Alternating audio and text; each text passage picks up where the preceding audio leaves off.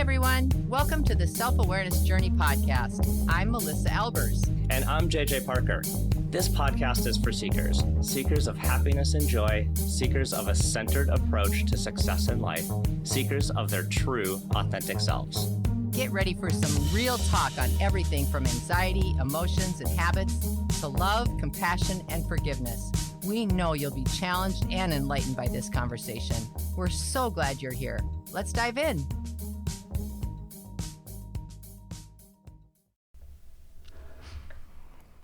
Well, I am a quitter.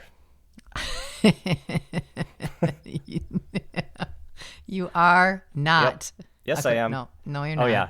Okay. I'm definitely a quitter. Okay, me too. Everything I do. It doesn't look like I'm much of a quitter, but I definitely quit things. Well, so I guess I do too. Your reaction to me proclaiming that I'm a quitter is interesting. Yeah, I know. Oh. Because people like being a quitter is not a good virtue, right?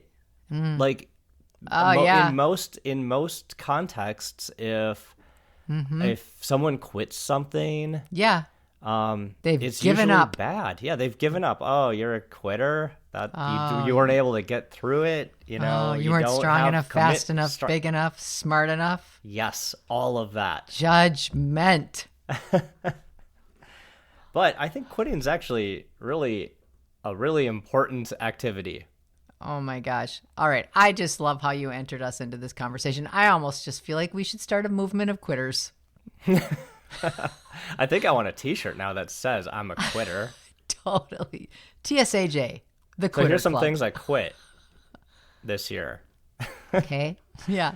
Okay. And so I spent quite a bit of time making my pickleball t-shirt designs and Yes, you did. e-commerce store and Yes, I promoting have it one. on Facebook and all of that stuff. And I quit doing that. Yeah, I know. I was kind of bummed about that one. Yep. But you did. But I did. I quit it. I actually even took down the website and everything. Oh. Which was kind of hard because Yeah. I'm like, oh, there's all these cool designs, you know, maybe someone would buy them, but and I was putting some effort into it, but quit. Quit. Quit. One of my Check. friends and I, in the sphere of flying airplanes, we use there's this software that we use to schedule like when the airplanes go, and it's terrible. So she and I spent like a really good amount of time, like paper prototyping and designing a new piece of software. Yeah, I remember to solve that problem. Yeah, I remember that. Yeah, quit that. So put in a bunch of effort, quit. Well, those are the two big ones. And then there's a bunch of other small side projects, but we can just call those like little art projects that were just whatever. But those are the two big ones. I had put like maybe not 100 hours into them, but probably pretty close. Like a significant couple of work weeks into those projects. And they were just, you know, like when I looked at them, I really enjoy thinking of ideas and starting things. Starting things. But I do too. And that's love the starting fun part. things. I love starting things.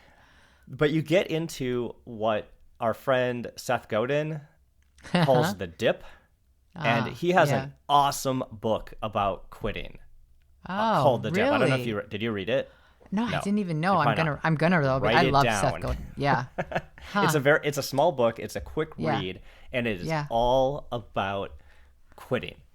And what he talks about is the dip. And the dip is when you start a project, you know, maybe you start a new job, new relationship, whatever it is, you start a new thing. Yeah. It's very exciting. Sky's the limit. Enthusiasm. Full of enthusiasm, optimism, everything. It's awesome. You dive into it. You start laying down all the effort. And then what happens is you encounter the dip. And it means everything gets hard. Everything gets worse. You can't see the end anymore. You're in the low. And it gets really, really hard. And right there in that dip, the question is, do you persevere through it or do you quit? What do you do? What do you do, Melissa, in that dip? Well, before I answer that, I'm going to just tell you what was coming up for me as you were talking. I was thinking to myself, that time frame between the start and the quit can be a nanosecond. It can be a week. It can be 10 years. Right? Yeah. I mean, that whole energy line that you're referring to is really interesting to think about. And then deciding when you do get to the dip. I like that, the dip. So you asked me, what do I do? Usually... what is the common thing that you should do when you encounter a hard thing? Yeah, right. Persevere, man. Persevere through it. Push down. Keep going. Yeah. Don't be a quitter. Right. Only losers are quitters. Don't tell anyone. They'll judge you. This is what we do. I know. This is what we do. I know. Yeah. It's kind of fascinating when you think about it like that. Yeah. I was so the question is, when do you know when do you realize that you're in this dip, when you're in the hard part, when you're in the slog? When do you know when to quit and when to persevere? It's really hard to know. It's really hard to know. And how do you notice because don't you think that there's a common energy that happens in the dip? I think the common energy, so I'm reflecting on things for me, certain habits that I've quit,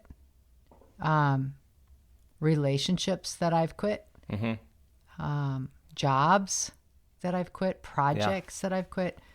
I feel like even though all of those are really, really different examples of quitting, I feel like I have a certain emotion that starts to build momentum, and it's almost what I would say withdrawing.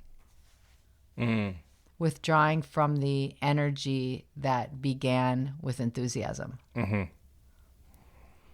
That I think that I start to pull away from, but then, right there is the whole you start to withdraw. It doesn't quite feel right. Like, should I quit? Should I not? And that's where that competition hops in. Me being such a competitive person, you're competitive too, but not in the same way. Yeah. Well, so let's think about you and I have a shared experience of quitting something pretty big, which was our Choreology company. And we did that for 3 years. So our dip was, we maybe had a year of absolute excitement and optimism. Then we had 2 years of walking through the mud where every single up to step our necks was so hard in unwashable silk. And we're in that dip. We were in that dip for years, and it was really hard to see. Do we need to call it quits? Yeah. Do we need to keep persevering and just keep hoofing it? Yeah. Or you lose perspective. Yeah.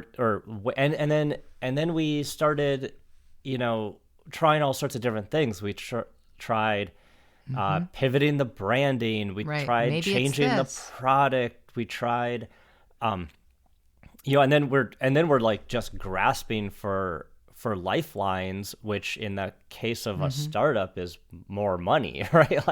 We need an investor. We need we need another round of investment here to keep this thing going. Now that we're years back from it, we probably if we would have got funding, we probably shouldn't have taken it, or maybe we should. It's so hard to tell. Oh, I know.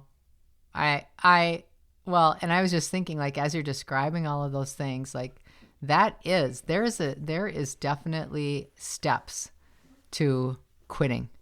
There's definitely steps to that. You have the beginning, you have the creation, the enthusiasm, the energy of expansion, the idea of what if it's a new idea, it's all possible, everything's possible. And then as things lessen in their flexibility, as things lessen in their option, then our energy starts to shift into not that expansiveness, but then first I think we go into this holding pattern. Like, let me just switch topics for a second and make this more real on a different, because we're talking about choreology, which is a business thing, but what I was actually reflecting on is this happens in people's jobs. It happens in people's relationships, close relationships. It's the exact same thing.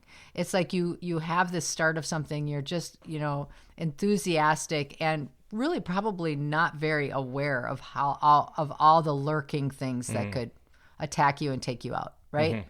Or maybe it isn't even that. Maybe it's a wonderful idea. Maybe you have a great job. You've had the role for years and years, and you have been wildly successful.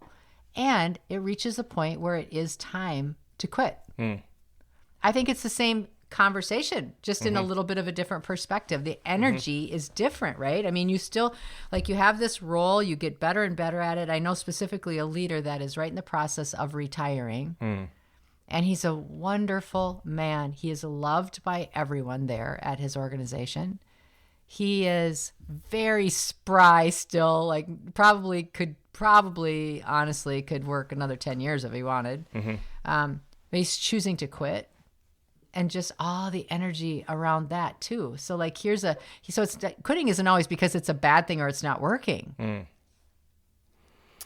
That is interesting. Like quitting is it. You're saying it's time to move on. Like work is done. Yeah, it's time to move on. Yeah, right. So it's maybe not always, the decision maybe isn't always in the bottom of that dip, like in the hard part. It could be on the other side of it, on the top, where we've accomplished all of the things we set out to do, and now it's time to move on. That's like a succession planning kind of thing. Yeah. Well, I just think there's a lot of energy that people have to, like what you're talking about, and but I love this, how you started our whole conversation. It's like, how do you feel when someone quits? What are the thoughts that we normally associate with quitting?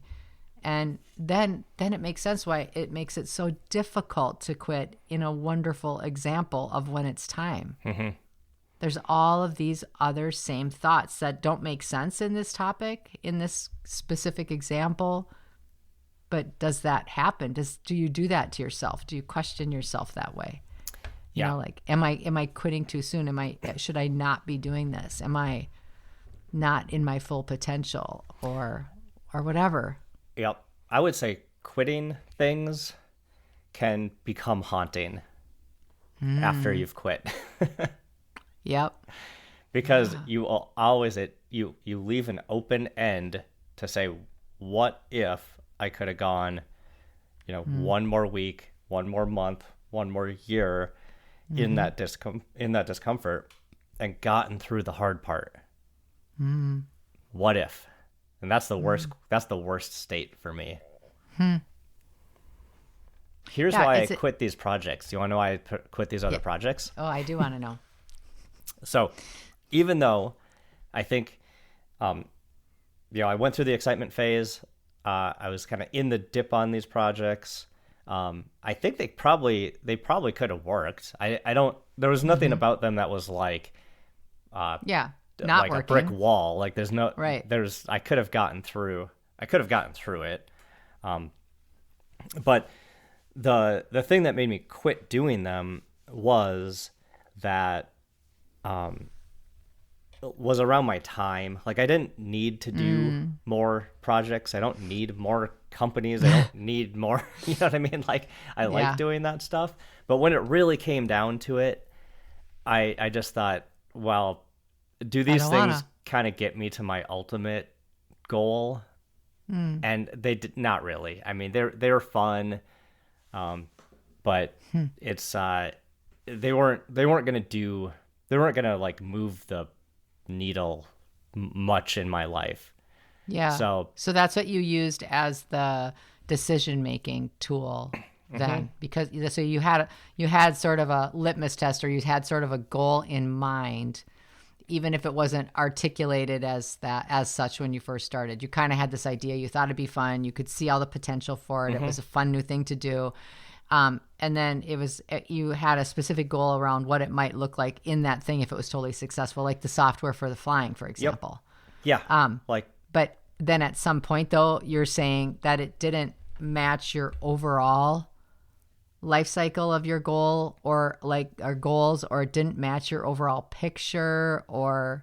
Yeah, mostly like where I am now, like, so those are kind of like business related things, right? Yeah. Like focusing on one of those side projects, while fun, when you zoom out on all of the, the carousel business and the cable cast business we got going on, Tightrope and Screenweave, doesn't make any sense for me to put my energy into those other projects. If I put my energy into maybe my bigger projects, like the ones I just named, those would have a much better result. So to me, it was just looking at like... You traded. I traded, Yeah. basically. Yep. I feel like most of the time people talk about quitting, it's around this kind of thing. It's like, here's the end thing. It's a goal. I have a conscious awareness of what it is. It's either working or it's not. And so I'm gonna pull the pin based on that. But I really think there's a whole nother side to quitting where, I mean, let's just look at it from the positives. Like, what if you do hit the goal and it's time to quit? What if you hit the goal and you can't think of a replacement goal in that same thing? And then it becomes time to quit. What if you have a retirement idea that you want to be at a certain money number? Or what if you are in a relationship where it's a really fun, creative relationship, but it kind of runs its course, and you've gotten everything positively, you've gotten everything, but it probably just doesn't have enough juice for anything long term. Yep. What if you reach these goals and it's time to quit because that thing doesn't have anything else for you? Right. I totally agree with that. Like, that's the one thing that I want to talk about was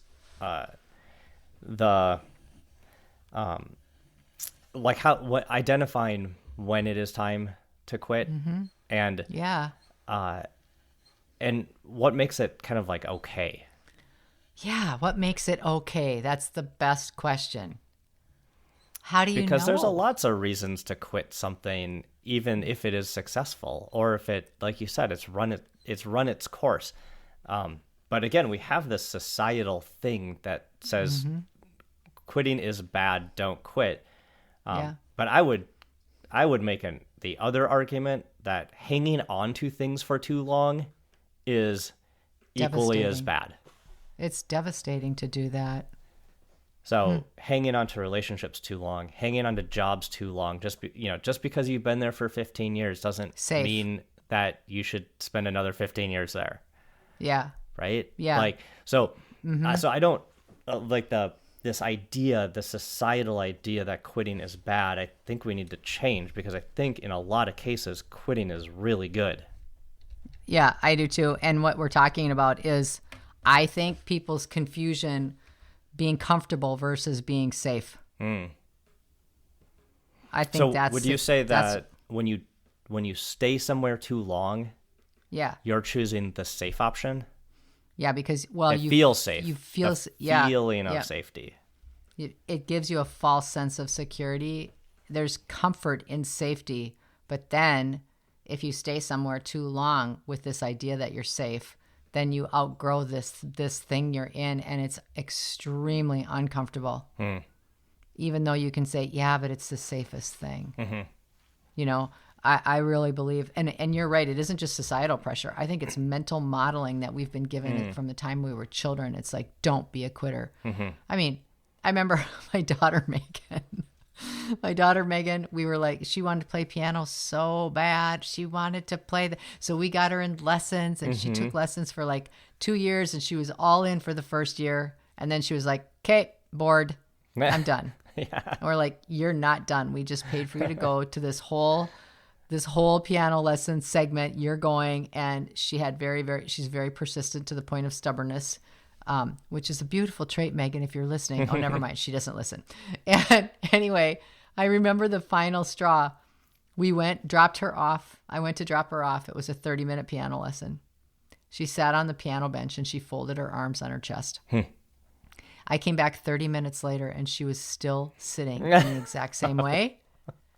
And the piano instructor said, Mrs. Albers, I think Megan's done with piano. She refused to put her hands on the piano. She refused. She was like, nope, I'm quitting. And right there, what would a parent say in that situation? You're not quitting. Right. You made a commitment. Yeah. You made a commitment. Yeah. Yeah, we start pounding on kids. We start pounding on ourselves from the time before we even recognize it. Yeah. Yeah, and a lot of times in those situations, we've already paid for your entire soccer season already. You're going to every game. Right? Yes. There's like a value thing in there. Yes. We paid for the thing, so you have to go do the thing.